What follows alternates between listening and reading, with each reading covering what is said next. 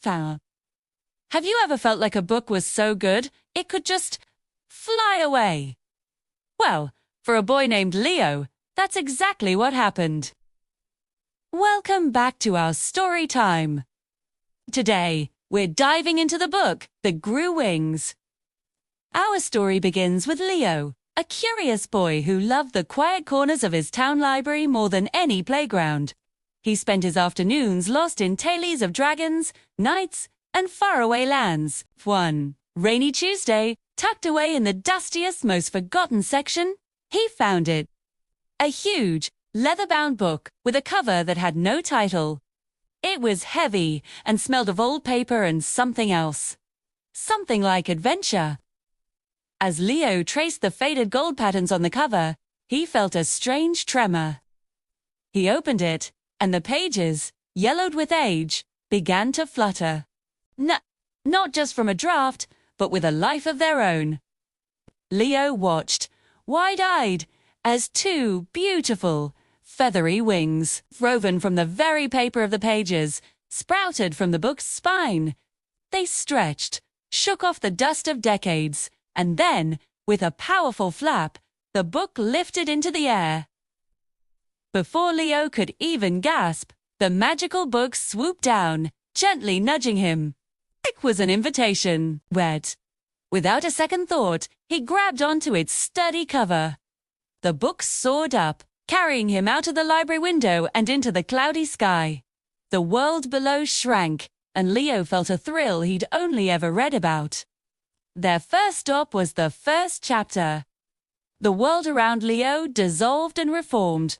Suddenly, he was standing on the deck of a grand pirate ship, the salty spray hitting his face. A jolly captain with a magnificent beard handed him a spyglass.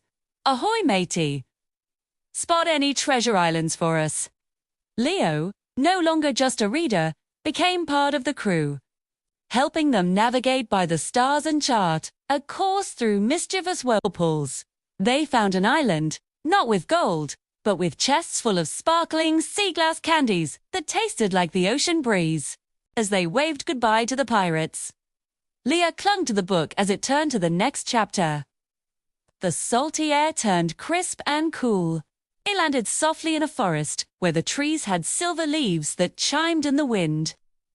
Here, he met a group of friendly gnomes who were preparing for their annual Moon Petal Festival. Their homes, built into the trunks of the massive trees, glowed with lantern lights. Leo helped them gather fallen starlight, which they used to make the moon petals bloom.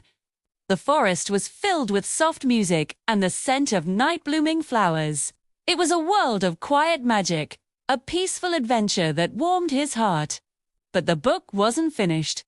Through another flap of its paper wings, it flew higher into a city made of clouds. Towers of pure white fluff reached for the sun, and the citizens rode on winged steeds. A young inventor, about his age, showed him her latest creation.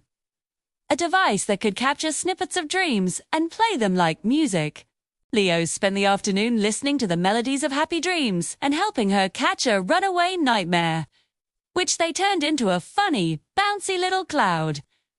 As the sun began to set, painting the sky in shades of orange and pink, the book knew it was time to go home. It glided gently back through Leo's bedroom window, landing softly on his desk. The wings folded back into the spine, disappearing as if they were never there. The book looked just like any other old untitled storybook. But Leo knew better. He had sailed the seas, danced with gnomes, and soared through cloud cities. He was no longer just a boy who read about adventures. He was a boy who had lived them. And he knew, with a happy certainty, that whenever he was ready for another journey, his magical winged book would be waiting. What a wonderful adventure! It just goes to show you that magic can be found in the most unexpected places. Thanks for joining me today. If you enjoyed our story, don't forget to like, share, and subscribe for more tailies. Until next time, keep your imagination soaring.